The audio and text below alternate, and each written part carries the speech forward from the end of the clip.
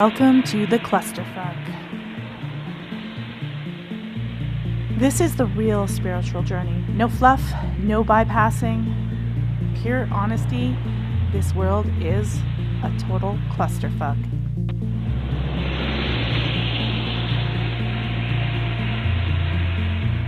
Every Sunday, we're going to embrace the cluster and attempt to unfuck it.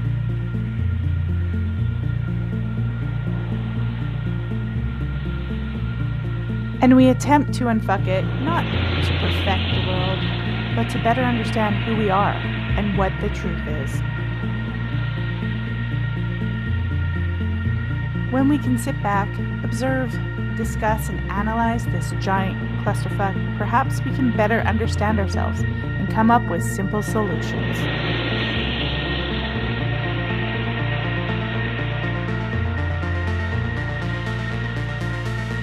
Visit the website at theclusterfuck.com for links to all of the streaming and podcast platforms and social media.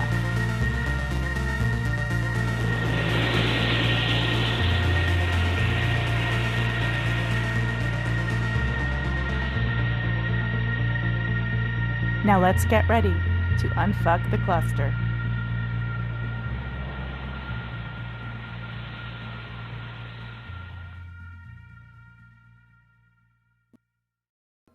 Well, good Wednesday afternoon, everybody. Welcome to the cluster. We are here to talk about a really interesting topic. I've talked about this one before. I was talking about Israel, Red Heifer, Isaac Newton, 2023 and 2024. And now it's everywhere. It's almost like, you saw this coming, and it's hard not to see it when it's riddled like a mind virus all throughout history. And we're going to talk about one of those points in history. We're going to talk about a few of those points in history today with Isaac Newton. And of course,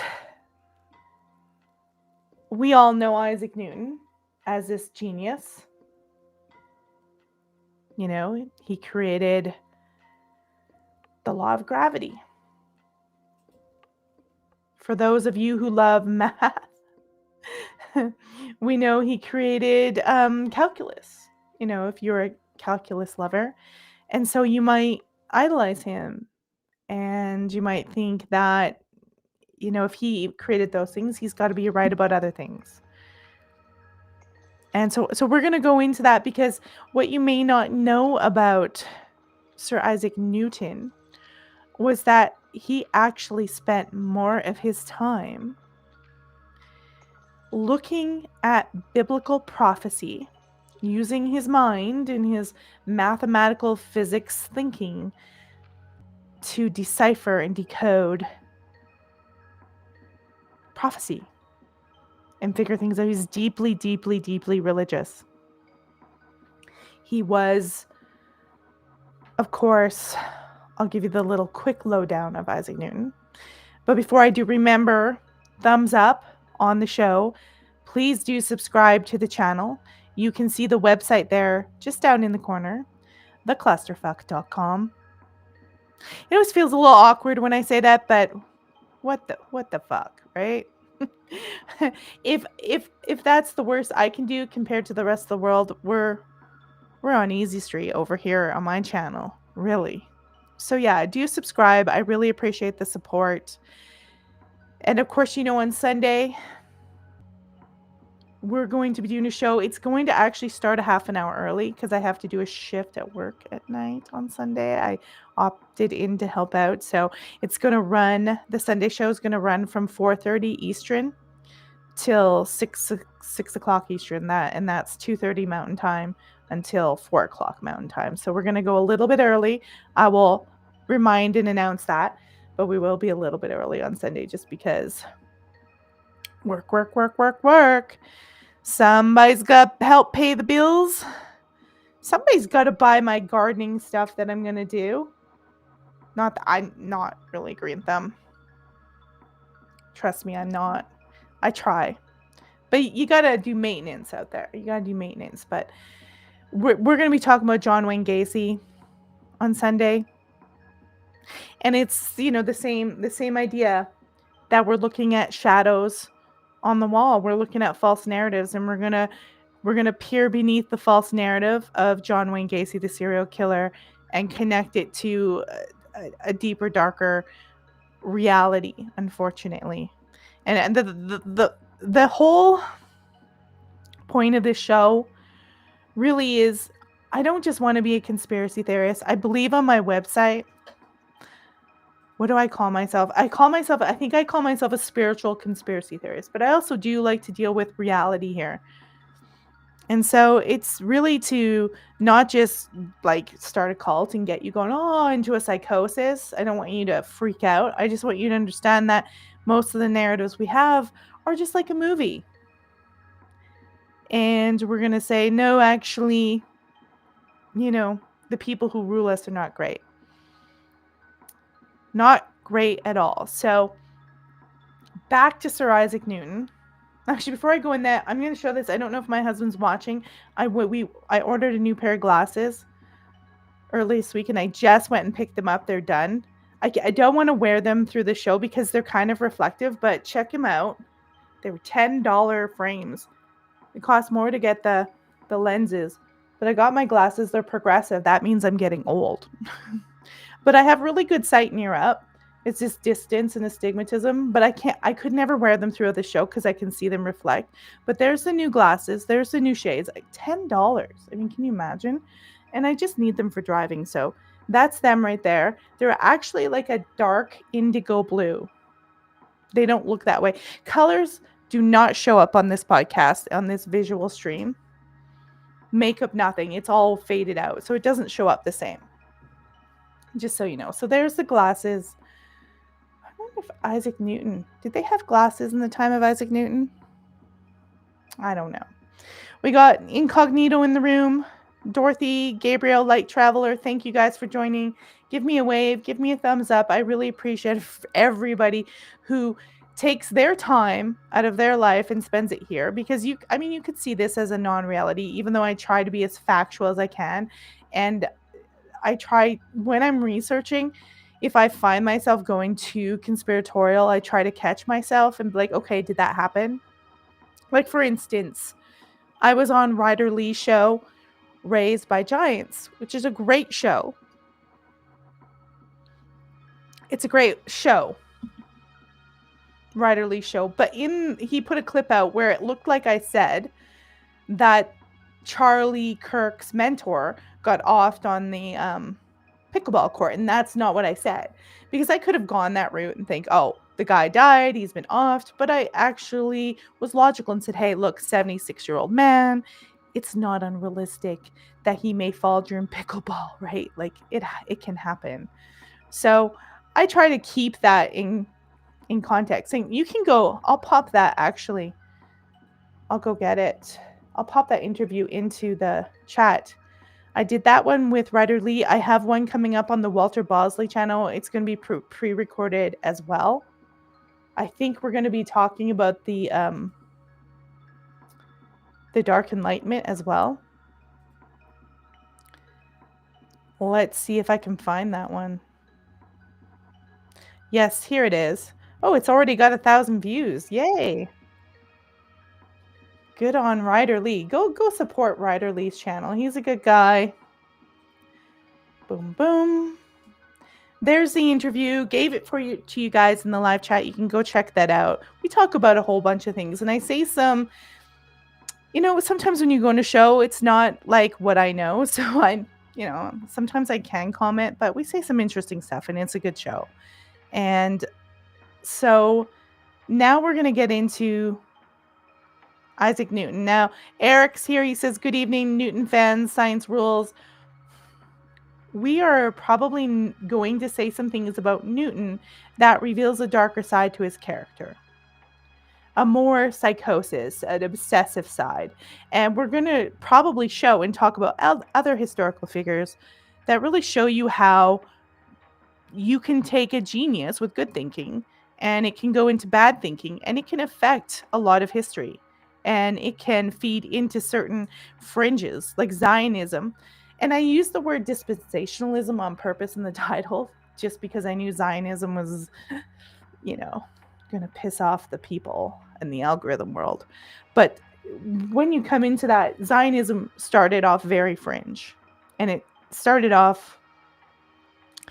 didn't start off with the Jewish people, I don't think. I think it started off with the Protestants, because it's not a Catholic belief at all. Catholics do not believe in the Zionistic approach. It started off very fringe. We'll talk about those things. I'll describe dispensationalism. And as you know a lot, I watch the channel Dr. Deep State. I've shown his clips on the Dark Enlightenment. And one of the concepts that he talks about here that we'll be talking about is that concept of the shadow in the cave, the psychosis. Let me just get that out of the way. That whole idea that the world and the people who rule it create psyops, create false narratives to keep us looking at non-reality. So we're going to kind of discuss that non-reality. We're going to discuss those shadows on the cave wall, and we're going to get into maybe some realities of why a lot of these Zionistic concepts are not real. They're like one giant cult, one giant psychosis. There's different words for it. I believe Dr. Deep State have very different words. Check out his channel. So, of course, Newton, law of gravity, calculus, but a very strange guy. Recluse, never married, died a virgin. There's a lot of strange things about him, but he is considered one of the geniuses in science. But of course, he's also a human being. So he is not immune to being lured into his own psychosis and fiction and shadows on the wall, just like none of us are. All of us fall into narratives and get upset and kick off on things that may be not real and just made up by news or politicians or corporations.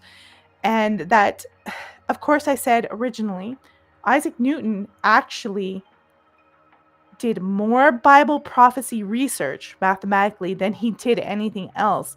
And he kept a lot of it a secret. He really, even though Sir Isaac Newton was 1643 to 1727, it still would have been considered risque, some of the things he was saying. It would have been a heretic. And I've got an article we'll read on that. He really did a lot of this Bible prophecy in secret. He's one of the earliest figures who spent a good portion of his life looking at biblical prophecy and the end of days. He looked at the book of Daniel, the book of Revelation, that kind of stuff. So yes, you're a genius. You can be smart, but you can also be wrong. And you can also get caught up in your own shadows and create a psychosis in which you deliver onto the world. And, if someone thinks you're a genius, then they may believe your psychosis as well. We know geniuses are, they can have schizophrenia, they can be autistic, they can have thinking problems. So that's the whole concept of this whole episode. Hello, Kirby. Incognito says the glasses look good. Thank you. I just can't wear them while I stream because I didn't get the reflective stuff on them. So that will bother me, that glare. But I just wanted to show them off because I was so proud of the deal. Consumerist. And the fact that they're actually pretty decent looking. And my other pair of glasses, I'll have you know, this is the kind of person I am. My other pair of glasses, I probably spent $600 on them, but I had them for 18 years. I never really needed to change them until now. I had them from the time my son was like 2 until now, and he's almost 21. Like crazy stuff. I had them forever. And so I'll probably have these ones for a long time too, until I notice that they don't work, because that's me. If I pay money for something, I have to stretch it out and get every penny. If I buy a car, I've got to drive it until it won't move anymore. That's just how I am. I just have to try to get as much as the value as I can. And I think it's a good thing. So anyways, on to our favorite physicist. And let's first of all, I think we should discuss what dispensationalism is and what Zionism actually is. So, dispensationalism is a 19th century evangelical theological system pioneered by John Nelson Darby.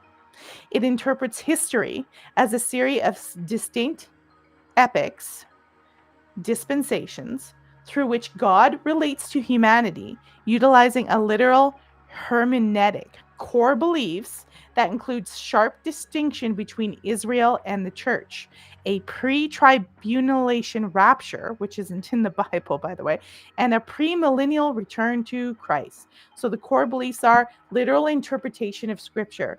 And this is a big mistake that a lot of these evangelicals makes, is they don't acknowledge allegory or metaphor, or even that the Bible could be referring to celestial movements of planets or morning stars, etc., etc. It does not acknowledge that. So it's literal interpretation. Israel versus the church. It's maintained between Israel, the earthly people, and the church, the heavenly people, with the church not replacing Israel in God's promise. Very strange way to come at it, in my personal opinion. So they don't like Catholics. And this is why I think a lot of this stuff started before the 18th century. But the evangelicals through the Schofield Bible kind of picked it up. It got this kind of, we'll call it a mind virus, got into the Schofield Bible through Zionist publishers, and that was it. They loved it. So 7 dispensations. Human history is generally divided into 7 eras, they say: innocence, conscious, human government, promise, law, grace, and the millennial kingdom. I don't know that that's even, is that in the Bible? I'm not sure. And then divine management. Each era is an administration where God tests human obedience. Maybe, perhaps. God also is supposed to give us free will.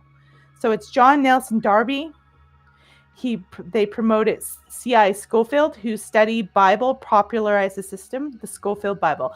Dispensationalism focuses on the Schofield Bible, which was an invasion of the original Bible text. They would put notations into the Bible that reinterpret it in their means. And this stuff all ties into Noahide laws, which are what the sort of new enlightenment's going for. This whole global system is going for Noahide laws. You can look up Noahide laws. It's not pretty, but they will. That's why they're trashing people who say Christ is king, because they want to destroy Christianity as the Catholic Church for once and for all, and throw in the Noahide system. That is what's happening right now. And it's widely embraced, of course, by American evangelicals, Baptist, Pentecostal, independent Bible churches. TPUSA Faith is going to do it. All these big churches that are Protestant, they're going to adapt it. And Sir Isaac Newton, of course, was an early adapter in the terms of Zionism. He adapted it. He was Anglican, Protestant. The world that he's in has already been split apart. Remember that when you want to control a population, you split it apart. So King Henry VIII, of course, left the Catholic Church, became the head of his own church, and created this division in England between Catholics and Protestants. And Catholics were heavily persecuted and targeted, and it created a rift throughout Europe, really, a lot of this. And that's the beginning of sort of crazy division in Europe, I would say, and therefore the Americas. So a lot of Zionism comes out of this sort of Pact Britannica. It comes out of England big time as well. And you get a lot of the bankers in there that are Zionists, and it keeps going on and on. But our focus is Newton and what he believed. And of course, Zionism, what we say, it's basically, we'll get the official version of it. Because that Schofield Bible, if you want to find a Bible that's Protestant, that's not Schofield, that's not Zionism, you have to go before 1820s. Literally. because otherwise it's tainted. So originally, the Zionism was a movement to reestablish the development and projection of Jewish nation into what is now Israel. It established a political organization in 1897 under Theodor Herzl and was later led by Chaim Weizmann. So that's the official establishment of Zionism. But of course, we're going to talk about Newton. And he was already doing it before it was called Zionism. And I think these historical figures, they don't, maybe they realize the effects of their action, but, the effect of what King Henry VIII did is still rippling to today. Like literally to today. Montreal. Fellow Canadian in Veritas, welcome to the show. No, the King James Version is not that, but the King James Version could be tainted by now. The King James Version is not that. The Schofield Bible is going to be written after 1820, and it's going to be the one that evangelicals, what they did is they did notations on their Bible and to push Zionism. So the King James Version, they were Catholic still, really. They weren't they? Yeah. No, they were Protestants because they were after King Henry VIII. But it's not the original King James Version, although the King James Version probably has many rewritten renditions. So you'd have to check that out. Most Bibles today are going to be infiltrated with Zionism, including Catholicism. If you go to Catholicism, you have to go before Vatican II. So you have to go pre-World War II for sure to kind of look at that. Because once after World War II, Vatican II came in and they readjusted some things. So from then on, you're going to see more of that infiltration. Fancy says, I would love to read the original Greek Bible. I think maybe go for a Greek Orthodox or a Russian Orthodox. You'd have to learn how to speak that or translate it if you can get something old. That would be my guess. I'm no theologian. You can also go to Dr. Deep State's channel because he talks a lot about Orthodox Catholicism. And he even says really that Orthodox, like even the church now, he knows it's infiltrated. He gets that the Catholic Church has been infiltrated, especially after Vatican II. So here we go. We're going to get into it. We talked about Zionism, dispensationalism. So let's go into our thing and get into his beliefs. We've got a few videos. We've got Professor Zhang. We've got some history videos. I've got a whole bunch of stuff from YouTube. So let's just go through them and talk about that. We can delve back and forth because it's not like all of Christendom hasn't had an obsession with the Holy Land. I mean, look at the Crusaders. This also ties into Masonry, Freemasons, and stuff like that. This undoing, it's an inversion of God. It's an inversion of what's the original Catholicism. So you'll notice that the Freemasons will do an inversion.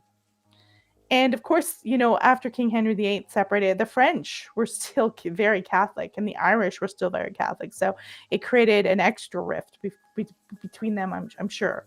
So we're going to check out, we'll stick a little video on here. Let's go with this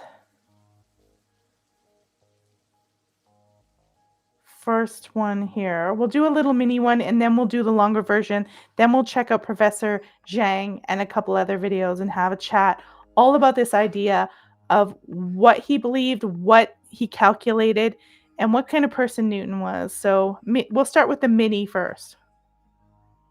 Did you know that one of history's greatest scientific minds, Sir Isaac Newton, also had an intense interest in Bible prophecy? The same man who gave us the laws of motion and gravity spent years studying the Bible, trying to decode when the end times might occur.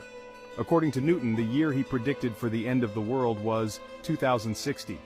Newton wasn't just a physicist and mathematician. He was also a devout Christian who believed the Bible contained hidden messages about the future. Newton studied the books of Daniel and Revelation, which describe prophecies concerning the end of days. Adding 1,260 years to that date brings you to the year 2060. Newton wrote, "It may end later, but I see no reason for its ending sooner." Newton wasn't predicting a fiery apocalypse on exactly January 1st, 2060. He believed this was the year when the old systems of the world would begin to fall and Christ's reign would be fully established.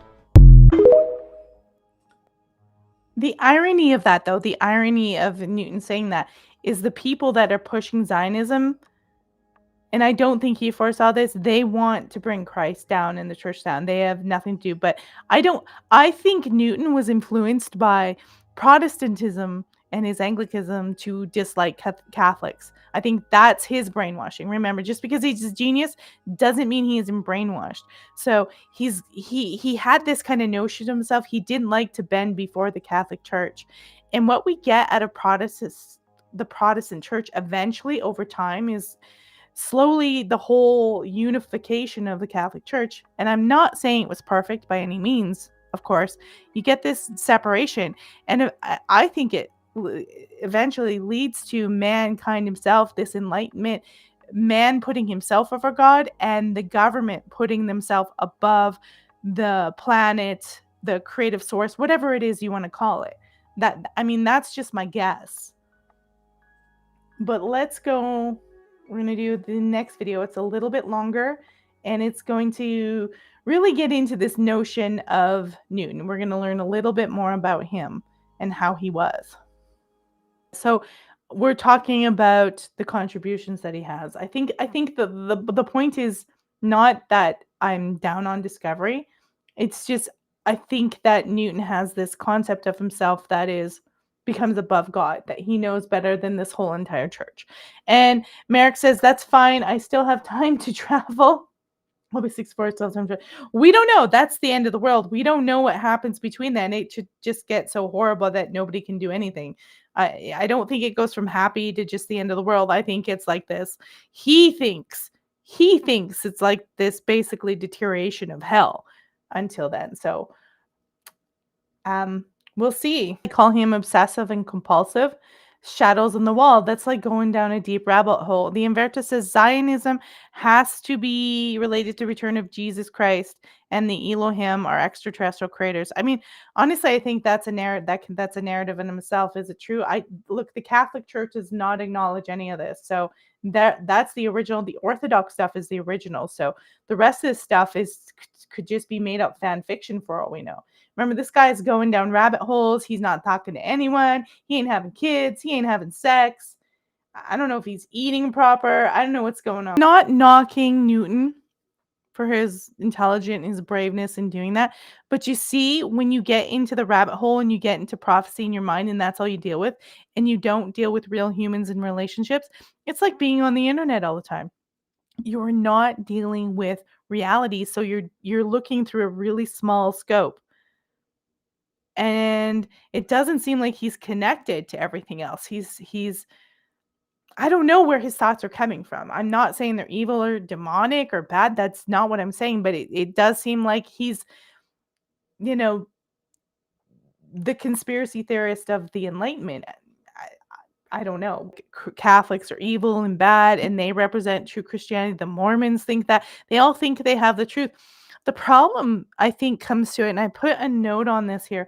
It gets up where it becomes a mind virus. Like, this stuff becomes based on non-reality rather than what's actually in the text. And a lot of people do their own interpretation instead of, they'll do either a literal interpretation instead of realizing that people at the time when the Bible was written spoke in allegory and metaphor a lot.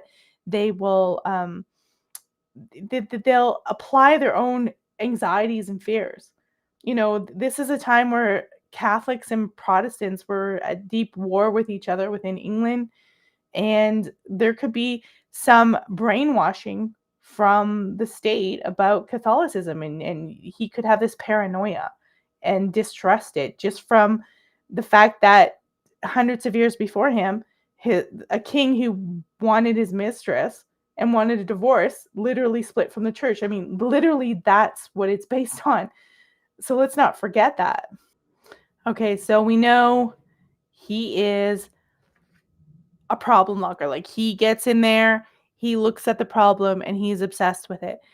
And like I say, for anyone who's focusing, you've got to come out. You got to come out. You've got to, because look, when you're analyzing things, it's not just about you. And he's hyper focused on himself. He seems to have a problem with the public and other people.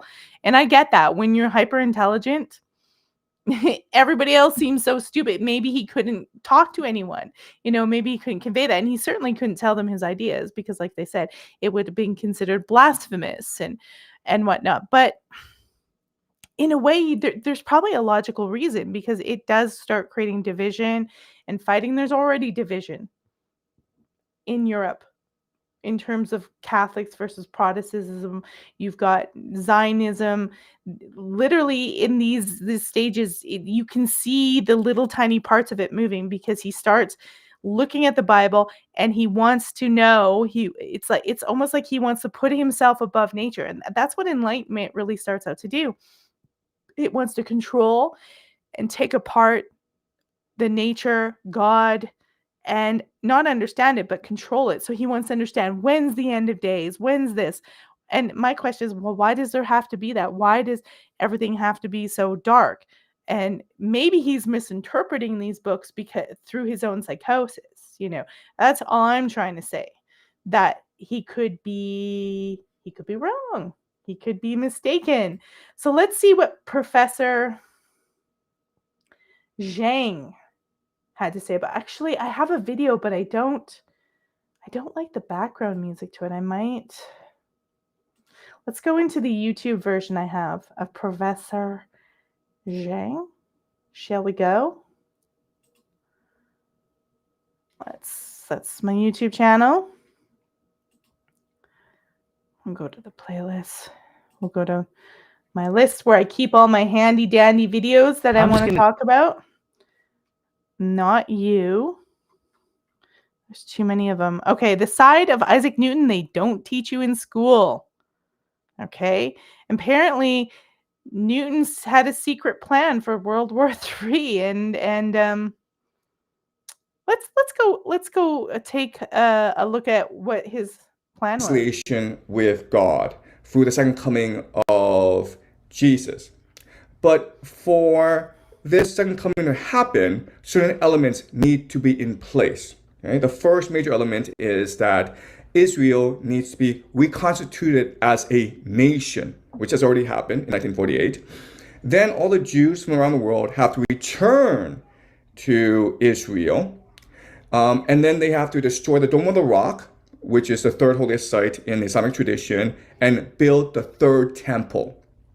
Then there has to be a war of Gog and Magog when Israel is besieged by a fierce enemy. And then this will lead to Armageddon,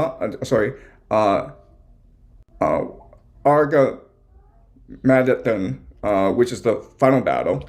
And he's trying to say Armageddon, but he's having trouble with the pronunciation because he's actually was raised in China, or Canada, but he lives in China.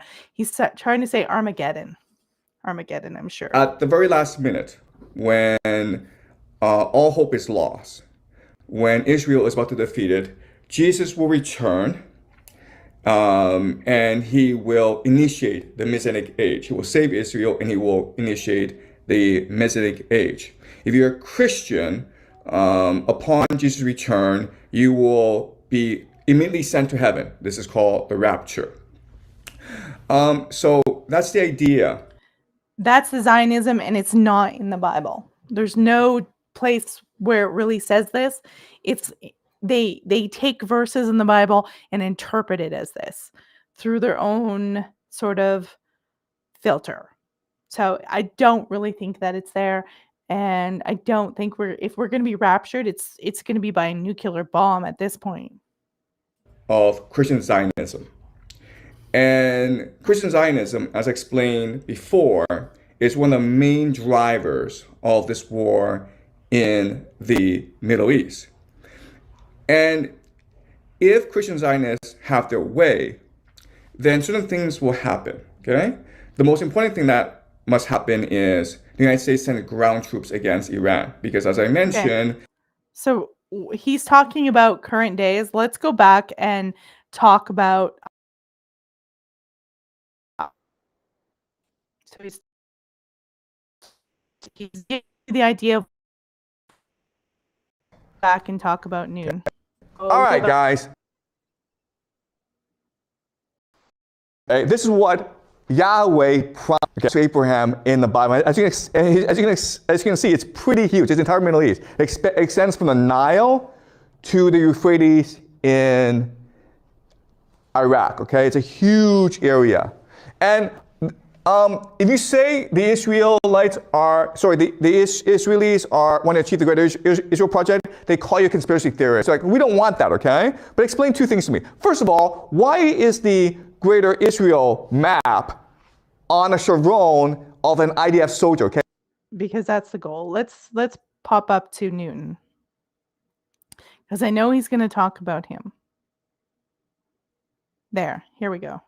Okay, but actually these are just side projects of his. That was not his that was not his focus. He spent most of his life focusing on reading the Bible to understand the grand plan of God.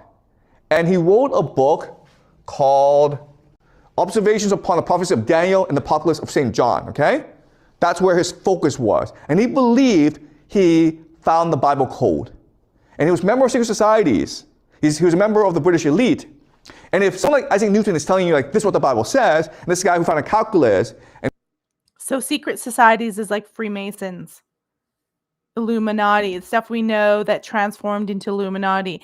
I do believe originally it started like they just wanted to know knowledge and stuff, but I think it gets darker and darker because they base it on a lot of these prophecies of end of days, controlling the world, magic, mind control. I think it just gets out of hand, which mind viruses usually do, right? That ideas and thoughts that are not necessarily good, like most cults, they end up into a hysteria, fear, psychosis. Good thinking, good structures keep people calm, keep the society going, keep the economy function. They don't tend to disrupt people or do devious things to harm society. Mind viruses and psychopaths do this. I'm not saying he's a psychopath. It's definitely obsessive. Let's keep going. Who developed the 3 laws of motion, you'll probably believe him, okay? But the guy was insane. He's insane. All right, so what he did was he's looked at certain sections of the Bible and put them together into a story about, okay? And so this is Ezekiel. Okay. So Isaac Newton is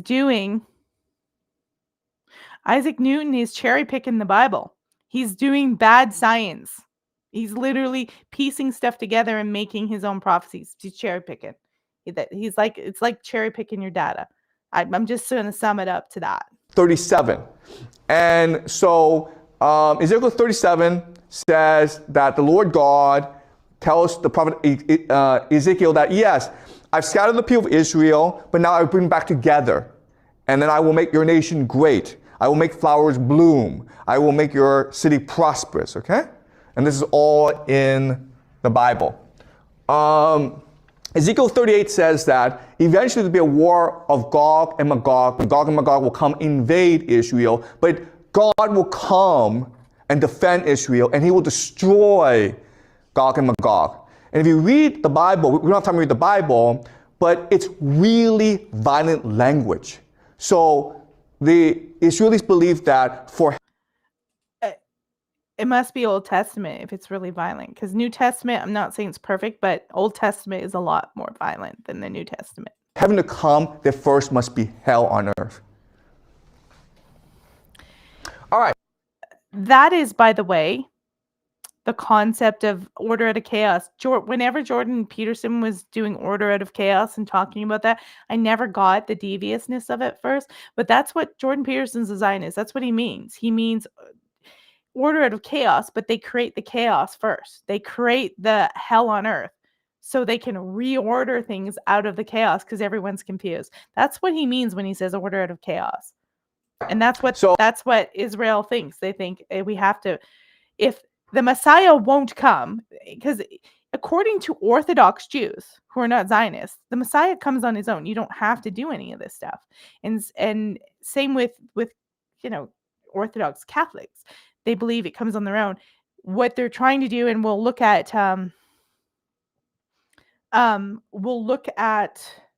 Bibi Netanyahu doing this.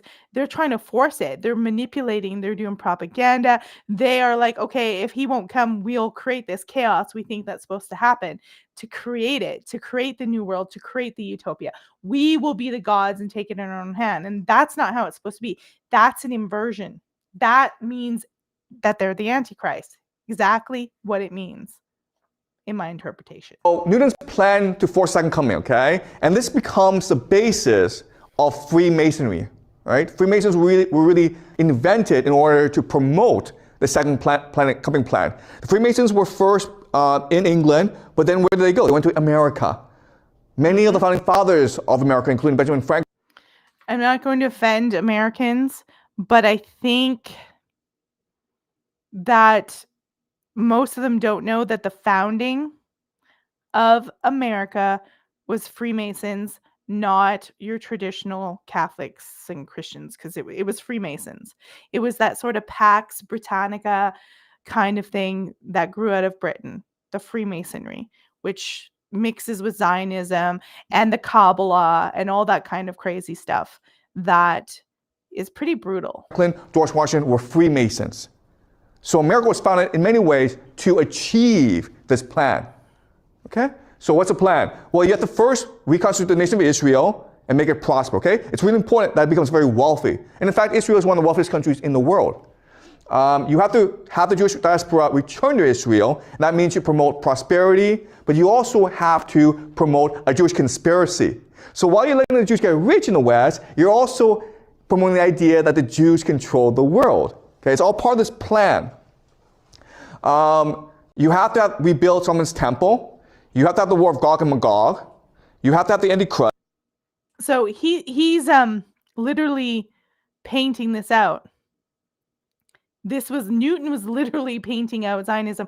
We're going to go to a video soon of how he calculated the end of the world, like the actual mathematics that he did.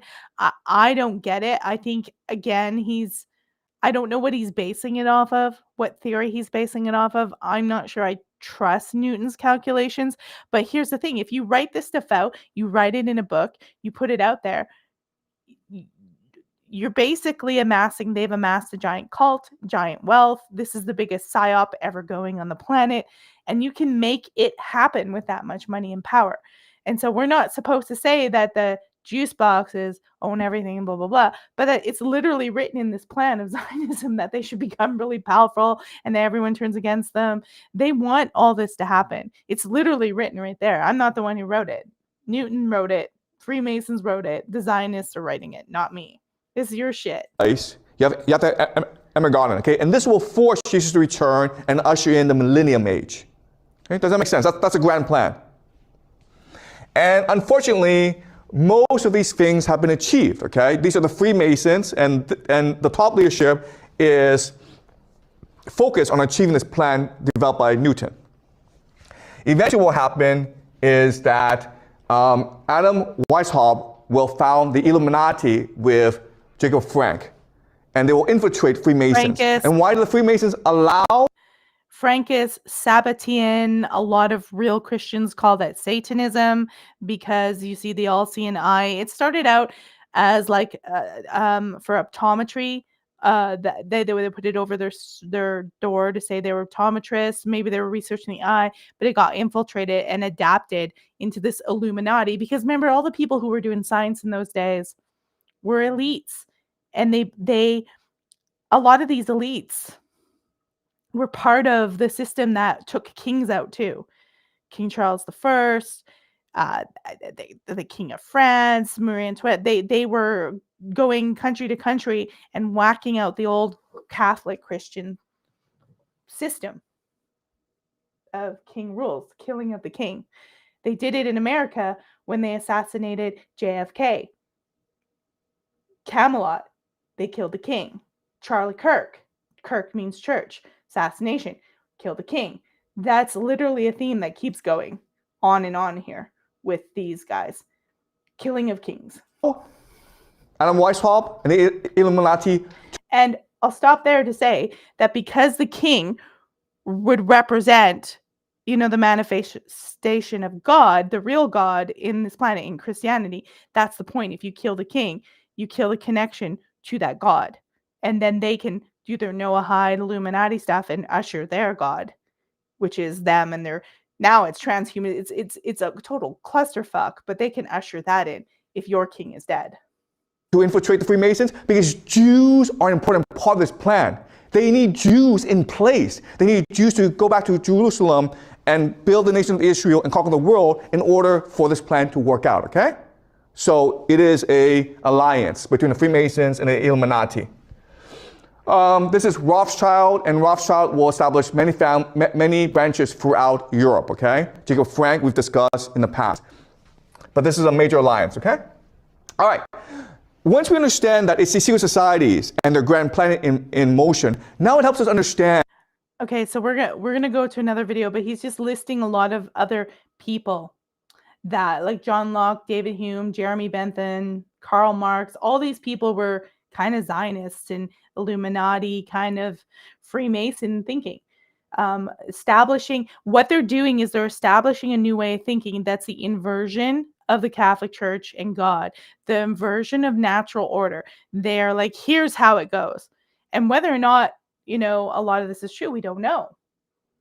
We a lot of these are theories or philosophies, is that if you want to believe it, but we've been over the past hundreds of years indoctrinated into this materialistic, individualistic world where this is the new narrative, this is the new God focus, this all-seeing eye that is rather diabolical, rather different from the Orthodox Catholic God. Very, very different. So we're going to go back here and we're going to look at how Newton calculated things. So this is kind of showing how he influenced these Freemasons, the Zionists, the Sabbateans, all that stuff, which with his own psychosis, really. I mean, he calls them nuts. They say genius is like literally, a step away from madness. And I think this applies here. And yes, we have benefited from it. Yes, we have benefited from it. There's no doubt. But I think you pay a price in the end. And that's a psychosis, because an unreality and an inversion of what is good can only go for so long before things fall apart. So let's go back. I have this other. It's one of the main drivers. Let's pop this down. We've got this Hello. other video. My name is Adam Ferrari. Okay, Adam. We've got this other video that I want to go through where it really goes into what he believes, his calculations. And I think that's an interesting thing of how A stunning he came to discovery of calculations. hidden papers points. Okay, let's go forward because we want to get to the part, I think it's around the 6-minute mark, where he talks about his calculations. Here, yeah, right here. Let's go back here. Lays it out like time as a linear time. That's his understanding of time. And I'm not trying to down Newton at all. Obviously humans observed gravity. They didn't call it gravity. They didn't figure out a mathematical equation or how gravity happened. But obviously he wasn't the first human in the world to know that, if you put something wrong on a shelf, it could fall off. People just accepted that as something that happened every day. When he saw it through a different eye. Obviously, it was like, well, how does this work? How does this happen? What are the forces that create this? And so he's coming up with this mathematical equations of everything and theories of how gravity works, and thinking that he's above God. And like I said, this is the start of man above God, God below the state. Like all this stuff comes out of this, in my opinion. And God really is something that's unknown. That's why you're not supposed to worship idols and stuff like that, because you can have idols. Like the cross, Christ on the cross isn't meant to worship it as an idol. It's meant to help you connect And I think the Catholics know that you can't fully know God. Not even words can describe it. You can just, best get connected with it. I think they realize that. Anyways, so that quotation in the Bible is what he uses as a reference for his mathematical figuring out. And I don't know if you can see the fallacy, like the fallacy in that, because you've got to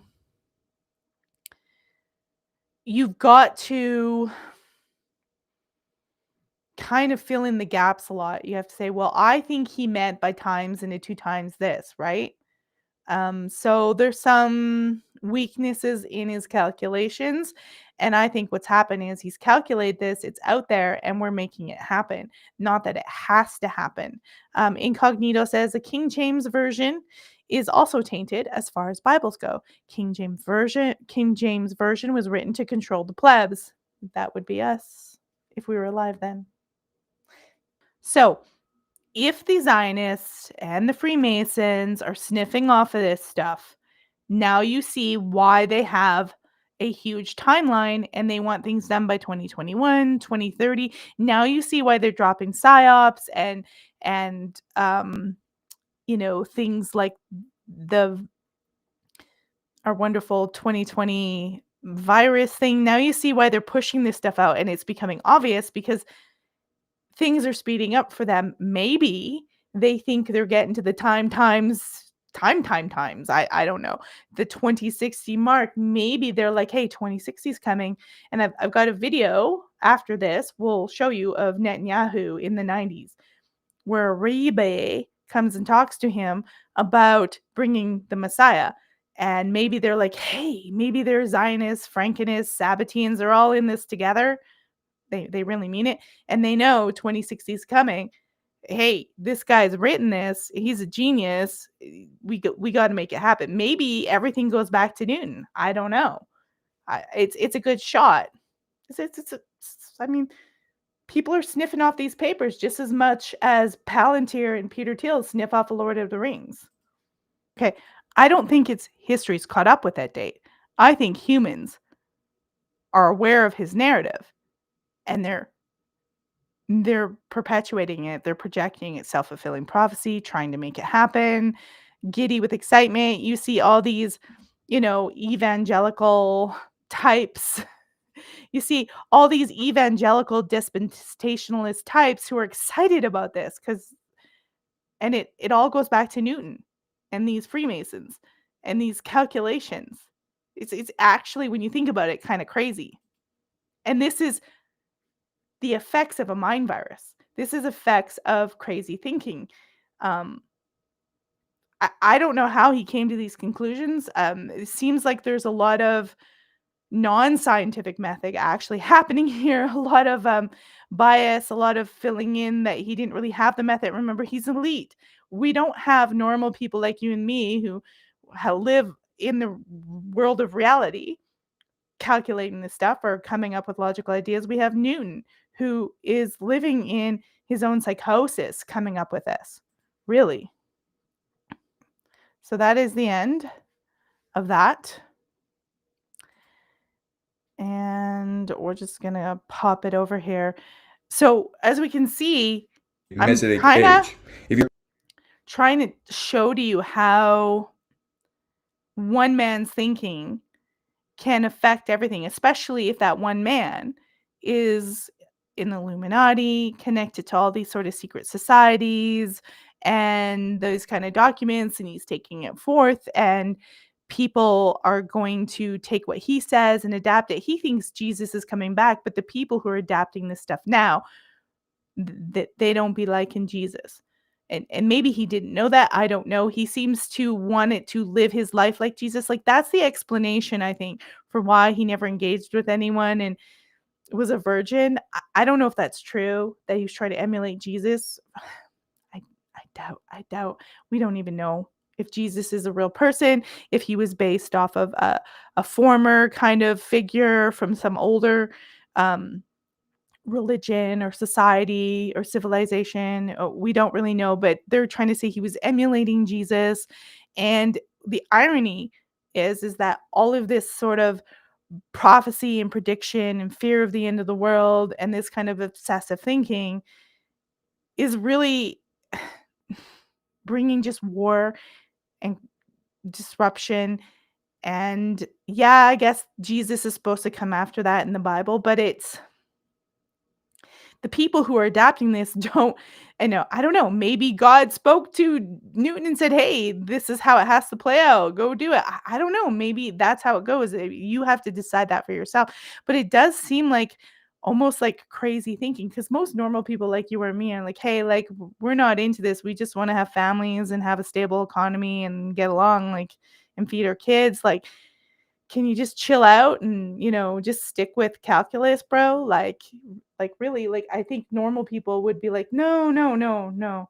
Um, maybe there's going to be some who go crazy and believe in this. I mean, there's certainly lots of normal people in the United States now who believe that they have to support this state. They have to support this. It's not even the Jewish people. Like I said, the Orthodox Jewish people don't really believe in forcing it to come. They're forcing it to come. But a lot of people in America believe they have to support this because of that Schofield Bible, because this ideas infiltrated all these Bibles as Christianity got split apart with all these sort of dissidents and all these different ideas and Martin Luther. And then you get people like Nietzsche saying God is dead and we killed him and all of that kind of stuff. It just seems to show you, even back in the day, it may have taken longer, but mind viruses worked and they traveled, and technology, whenever it changes, helps it travel faster via the internet, social media. Okay, so we're going to go back. We're going to come back to the present day and we're going to look at what's happening with a lot of these ideas and how it's playing out. I've got a video here to show you guys about our favorite Bibi Netanyahu, but this is Bibi in 1990 talking to, it's a type of rabbi they call the Rebbe, and the Rebbe is approaching Netanyahu in this video clip saying, "Hey, time's going by faster. We've got to make this Messiah come." So let's watch that.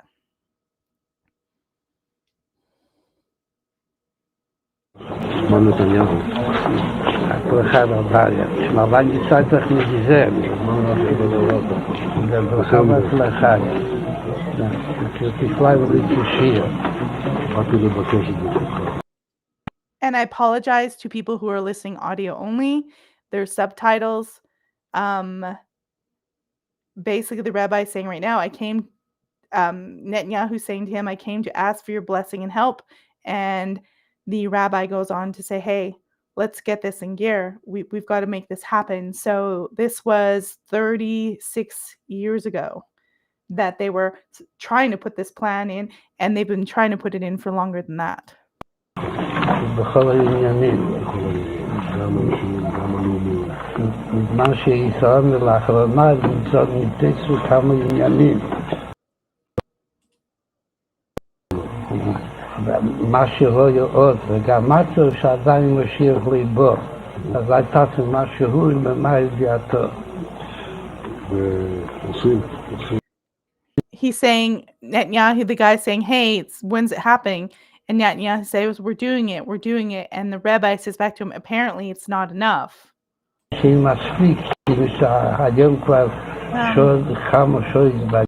Says, since many hours have already passed.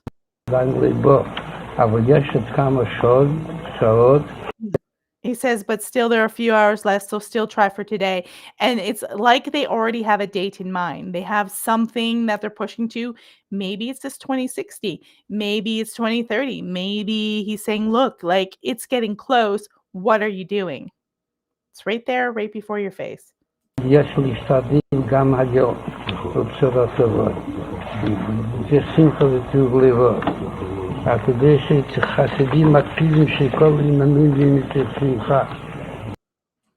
Okay, so that's the video of that. Now I have a video to show you from current time, like recent, about a woman's experience going to Israel and what she describes how the people unlike people, say, in Nazi Germany were brainwashed and thought they were doing good things, how they view it today and what they're doing today and how they are pushing for this and how it's like a psychotic nation. So we're going to check that video out, and she will explain to you what she saw happening with Zionism, with this kind of dispensationalism today. Check it out. Israeli society has gone full fucking fascist. It's like Berlin 1930. I would say they're not indoctrinated in the sense of, let's say, North Korea. They know exactly what's going on. They have more honest media than the US. They see exactly what they're doing. They see the footage. They know the kids are starving. They agree with it. And this is overwhelmingly displayed. This is not just anecdotal through my man on the street interviews when I was in Israel, which I was floored by in a period of relative calm. I mean, it's never relative calm for Palestinians, obviously, but this was in Jerusalem in a place called Tolerance Square, right in front of Zara, you know? And I'm talking to people from all walks of life. Every single person espoused genocidal rhetoric. Kill them all, bomb them all, drop a big nuke, expel them. We don't want them here. I was floored. I couldn't wrap my mind around it because until then I'd been kind of placated by politicians and media that the two-state solution was possible, right? I didn't really realize the impossibility of that until I was there and saw there is no more West Bank. And Israeli society has gone full fucking fascist. It's like Berlin 1930. I mean, it really was horrific. I felt like I couldn't spend a dime and I felt like I had to take a shower. I was so repulsed by the casual genocidal nature. I've never experienced anything like that. Arabs make a piguim and we need to kill Arabs. I don't think there's any answer to it. Really? There's only one way, like, I would carpet bomb them. You would carpet bomb them? It's the only way you could deal with it. So that is a raw reality. Like, I try to present the raw reality that they know what's happening. It's not like some kind of secret. And I think if you trace it far enough, you can trace things to Newton. I'm not sure. I don't think Isaac Newton would have been like, yeah, let's carpet bomb. I don't know. I don't think this is necessarily what he had in mind, but it shows you how people can take a thought, take some concepts and twist it and turn it and put it into their political, their religious indoctrination and change it into something different. Just like anything. It's like a twisted game of telephone where at the end it has nothing to do with the original. It has nothing to do with what it says in the original Bible. Newton's reinterpreting things. Remember, Newton sees the Catholic Church as bad. He sees himself as above that, maybe not above God, but above this thinking. He is an elite from an elite family. He sees himself above that Catholic Church thinking. And in his own time, there would have been that kind of thinking towards Catholics, possibly, because of the separation from the Catholic Church under King Henry VIII. You see these ripple effects through time. You see how and people grab hold of it and they take it in a direction that, you can never truly predict. But there's this theme that fleeces through it, and it's about reclaiming that land. And to people, by the way, who probably don't have genetic ties to that land, are not the original Hebrews. That is what's crazy. So that's Newton's biblical prophecies in a nutshell. You could probably go and get hold of that book. There are many documentaries that go for longer out there. They're going to go probably in a pro-Newton kind of concept. They're going to go in a pro-Israel concept is my guess. From the History Channel that gets back, they are probably doing it either in a devious or a naive way, or they're spreading propaganda about why Americans should support this. There obviously is going to be people who think it's crazy. I think it's a little crazy. It's definitely genocidal.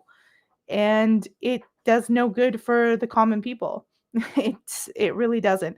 And now we have a world, like I say, full of excessive usury, excessive idol worship. And I don't mean idols of statues, I mean celebrity idols, political idols, all that kind of stuff. Debauchery, Sodom and Gomorrah. Those are all the things that the church was like, you shouldn't do. Like usury was banned. And now you get these elites and they're all okay with usury. They're all okay with, they're so inverted and far away from what their original spirituality tells them to do. It is antichrist. It's the inversion. It has nothing to do with what Christ was originally supposed to mean, from what I can tell you. And if you go to Dr. Deep State's channel, he really talks about a lot of this. You can just type Dr. Deep State in the YouTube search bar and you will find him. So I'm going to share one more video, guys, of Joe Rogan and them kind of making fun. Not kind of, they are making fun of him. We'll just watch a few seconds of it because it's too long. His plan for, I don't know if he had a plan for World War III. He wouldn't have called it World War III, but he certainly had a plan. That was not World War Peace. Let's see. Where's the Joe Rogan? Here we go. Isaac Newton was insane. Joe Rogan. Let's see how insane Are you having trouble Joe, trying to keep up with your professor? Let's see how insane Joe actually thinks Isaac Newton was. We'll check. The imposter syndrome. He said, "You're kidding me, Newton." He was like, because Newton was kind of a prick. Newton had a huge ego. He was not kind to his friends. He tortured people as the master of the mint, or he had them tortured. Tortured people? Yeah, he was physically like, tortured people. He was responsible. He was like he was responsible for the equivalent of the IRS in England. So people would cheat. They would scrape down pennies. That's right. Yeah, I've read this. He was the master of the mint. It was called. Yeah, that's right. He was also about this. Alchemist. He was an amazing guy, but he was kind of a prick. And he had imposter syndrome as well. So he had imposter syndrome. Now, who could he have imposter syndrome about? You might wonder. And if you read his writings, do you know what Isaac Newton, the creator of calculus, the first person to understand universal gravitation, discovered laws of optics? Do you know what his biggest accomplishment, according to him, was? What? He died a virgin. Yeah, that was a weird one, right? Yeah, Yes. I was going to bring that up. He was celibate. You know why? Why? Which is weird because you're supposed to go for it. Aren't you supposed to go forth and multiply? Do you see a lot of these religious extremists have this pure piety, yucky humans? You can see that today. You can see that today in transhumanism. Yucky, gross humans, let's clear the world. You can see that with Israeli scientists. They're like, let's nasty humans, let's make it all digital and perfect and utopia and clear it out. It's like some kind of weird, creepy, unempathetic, psychotic thinking where everything has to be pure. And he has this like, I'm pure like Jesus. I've got calculus and blue balls. Like, I don't know what's going on here with him. Because there's only one way that he could emulate his hero, the person before whom he felt the imposter syndrome. And who was that? That was Jesus Christ. Oh, boy. So he wanted to be Christ-like. He wanted to emulate Christ. And the only way he could do it, he couldn't like fast, or I don't know, he couldn't walk on water. He couldn't turn water into wine. He couldn't turn loaves into fishes or whatever Jesus also did. But he could die celibate. And that's who he had imposter syndrome. Are you sure he just didn't? I mean, do we really know that Jesus was a virgin? Is that just a myth? Is that just something they wrote in the Bible? Is that just something? Remember, they're there's lots of puritanicals out there. Plymouth Brethren, crazy people who want to clear everything and burn the witches and blah. And Christianity is supposed to be about forgiveness and repentance and acknowledging that you're imperfect and just striving for better, I think. But this is the psychosis of people who think other people are gross. Hitler was kind of like this. Elon Musk and those dark enlightenment people, they see us humans as disgusting and it's gross and it's imperfect. How How many do I think are extremists? I think the majority are definitely extremists. There are a few who aren't. There are a lot of IDF soldiers who are having PTSD or realizing the real horrors of what they've done and committing suicide now. But I think because they're educated this way since the time they're young, it's going to be substantial, and it's reinforced. It's reinforced by everybody in the world that they're chosen people. Tell people they're chosen. Look at Anakin. Look what happened to Anakin Skywalker. I mean, come on. It was like an excuse for he didn't like sex. I don't know. I mean, it sounds nutty. Because, like, how do you figure that He's out a when you're handsome like guy. 14, 15 years old? You're young and full of hormones, and you've made this decision to be like Jesus? Yeah. He sounds insane. He definitely was. He was not like But Galileo. obviously- You would want to hang out with Galileo. If I you don't know, met I probably Galileo. want to hang out with him, too. Yeah, no. For a little bit. Just to see what it's like. So when you win the Nobel Prize, you go there, and what is the commandment about idol worship? It's that you shall make no gilded, golden, graven, like engraved images. So who is that? Do you know who that is? Albert Nobel? Yeah, it's Alfred Nobel. That's right. Alfred. And he invented dynamite, and he also died. He died never having been married. I don't know if he was celibate or Holla. so he was never married. You know who else died celibate and in love with his pigeon? Tesla. We know Elon Musk's not celibate. We know he's procreating going forth, but that's essentially we'll cap it off there for Isaac Newton. He, like I said, was heavy into the Bible and prophecy. I see some loopholes in his. I don't think he was without his own biases and issues. Like I'm having trouble struggling with how he came up with his calculations, and it's like, and I think it's a self-fulfilling prophecy, just like any book. If you write anything that's that crazy, it becomes a cult. And when you have these crazy ideas that are based on death and destruction and not harmony and creating a good society and being a good king, it's weak. It ends up in a pile of shit and hate and discrimination and just this idea that you have to clear out society and clean out the nasty. But he saw himself as pious and above it all. That's some kind of weird complex. I think I'm not sure what we would diagnose it as. We would definitely think he had a personality disorder of sorts. It doesn't. The thing of this stuff, it doesn't. It's not putting yourself humble before the creative source, whatever that is. You can do science and be humble about it and respect nature. I know that you probably could. Just like we could have the internet and be humble. We could do all those things. But these people that's not where their mind is. We're being led by narcissistic parasites. They're flawed human beings. Newton was a flawed human being. He imagine thinking it's not like he just couldn't get a wife and things just ended up well. He chose this, and it's like, why would you want to die with no husband, no family, no interaction, no community? I think we should be suspicious of people like that. I don't think we should exclusively trust all of their ideas. And so really it looks to me like physics was sort of a sideshow to his main obsession, which was biblical prophecy, and that he was elite, so he had lots of time to pick this apart. The problem we're dealing with now is the state is above God. Nietzsche, we're all killing God, and man sees himself above God, but man is so flawed and corrupt and evil that it's all bound to turn into a clusterfuck, really. And I think we can see that happening. It's based on death, destruction, and maybe we go through these cycles. Maybe these are natural cycles, but I have a feeling that they are fueled by these mind viruses, by these really skewed thinking. And we we idolize geniuses and think everything they do must be good. And I think that's a flaw. I think we have to be it's like you see Trump, everyone thinks he's a genius in playing 5D, 6D chess. And I'm like, well, I don't know, maybe Netanyahu's and the bankers are playing that, but I don't even think Trump's playing checkers at this point. So that is the show today. yeah, you just have to keep yourself away from the shadow on the wall, the one that plays out these crazy narratives. This is a crazy narrative. It doesn't really reflect the realities of what traditional Catholics really believed.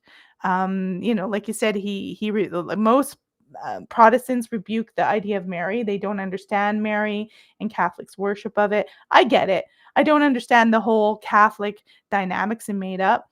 And I'm not saying that the Catholic Church is without problems. It's long been infiltrated as well. And there's corruption in as well. But I mean, that's the human thing. But I think your general Catholic belief is like, um, a lot more positive. They don't run into dispensationalism. And what you're seeing right now in the Vatican, it's is not your traditional. Yeah, it's not your traditional. And I think a lot of this is based, I think you could say that it's based on trauma. These elite people wanting to cleanse and be godlike and figure it all out. It's trauma. Right? Like trauma in dying. A lot of these people don't want to acknowledge death. They want to go on forever. They want to crack the code, figure out God, figure out all of creation and humanity so they can put themselves in some kind of cloud and live forever. They have this fear of reality, which is we have this span of life and we get to live here and then we're gone. Rough things, tough things happen. And the elites probably have the biggest they probably got the biggest PTSD of all time, and they are spewing that all over the place because they're terrified of death. They're terrified of meeting a real God, and they're simply just trying to play God and play out some kind of skewed, distorted biblical prophecy. And that's kind of my final words on it. Psycho Sonic says there is a line of thought that claims Newton was British propaganda. No doubt. I mean, the British are really good at this stuff. They've been doing this stuff for a while. And a lot of this stuff does come from there. I mean, imagine being in medieval times and being a crusader and thinking that I go to the Holy Land and thinking that you need to claim it and it's yours. And the chances are you came from some Celtic person in the British. Like it's just crazy, unsure reality. It doesn't get to the truth of, anything, in my opinion, and it's all just hysteria and crazy stuff. So that's all I'm going to say about Newton today. Check out Dr. Deep State. Remember to subscribe to this channel. Remember to give this video a thumbs up and support the channel. And remember, 2:30 Mountain Time, 4:30 Eastern Time on Sunday. Join me because we're going to talk about John Wayne Gacy and the really deep, dark stuff behind what possibly was really going on with him and many other serial killers of the time. So that will be Sunday. We will have about an hour and a half on that. Hopefully, I won't be able to go over because I have to go to work that night. So join me on Sunday. I thank you guys so much for tuning into the show. I appreciate every single one of you. Whether the audience is big or small, I really appreciate you guys spending time to go through this stuff that I'm interested in. The Inveritus said, Rael also viewed the Book of Revelation as a warning against nuclear war. Yeah, it could be, but remember, we're being run by these crazy madmen who are literally trauma bonded by their whole entire family and history and fear of death and this ultimate need to control. And like I said, it all ends up in a pile of shit in the end. So I'm going to get going, guys. Thank you so much for joining the show, and I will see you on Sunday. Cheerio.